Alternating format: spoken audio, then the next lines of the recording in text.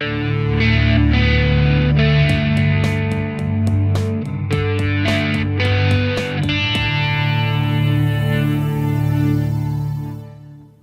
a couple of growth and income stocks that we want you to know about. Maybe you can just consider them for investing. Todd Bunton, our growth and income stock strategist, thinks so anyway, and he's here with us to elaborate on why these are on his radar. Here's one that's real interesting. I don't know if I've ever heard you talk about Avery Dennison before. Have not, yeah. Pressure sensitive labels and stuff. Yeah, that's right. Yeah, and they're on a lot of consumer goods. Yeah, you think tickets, tags, labels, all kinds of adhesive stuff. So pressure sensitive adhesives. That's about 73% of their business. They also have a division, about a quarter of their revenue comes from like RFID chips for retailers.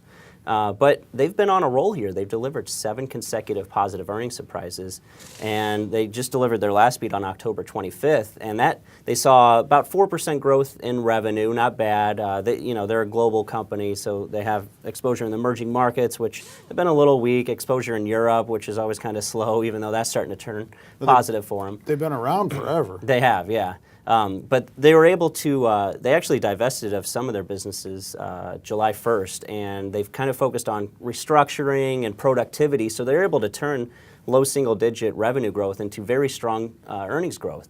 And that helped deliver the 7th consecutive positive earnings surprise like I talked about. And management also increased its guidance for the remainder of the year, prompting analysts to revise their estimates higher. And you can see here on the estimates page I brought with me the agreement and magnitude of consensus estimates from analysts. And you can see those both went in the right direction after the last beat. I sent it to a Zacks rank of 2, which is a buy rating. And based on consensus estimates, analysts expect about 27% earnings growth this year and 16% growth next year. So good growth story here. And again, a lot of that's coming because of cost restructuring and productivity enhancements. Management has a focus on efficiency here. And in addition to that, they pay a dividend that yields 2.4%. Now, they did cut that during the Great Recession, but they've slowly been raising that ever since. And on top of that, they've been buying back a lot of stock. So they have strong free cash flow, and they've been buying back their own shares. That'll help drive the bottom line as well. And you get all that at a pretty reasonable price. They trade about 16 times 12-month forward earnings. That's roughly in line with their 10-year median. So there's a little bit of value to go along with the good growth and income metrics here. All right, from labels we go to real estate investment trusts, at least the one that is put out by Ventas, VTR, the ticker. Yeah, they're focused. They're a healthcare REIT, and they're focused more on senior housing, skilled nursing facilities. Oh, I see. They're all across the U.S. They're in 2 Canadian provinces.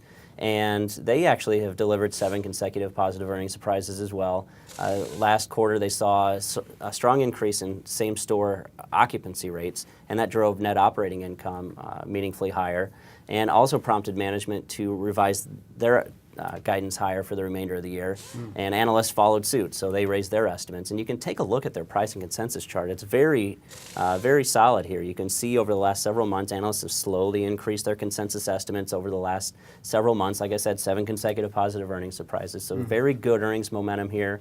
Based on consensus estimates, analysts expect about 19% funds from operation growth per share this year, about 5% growth next year.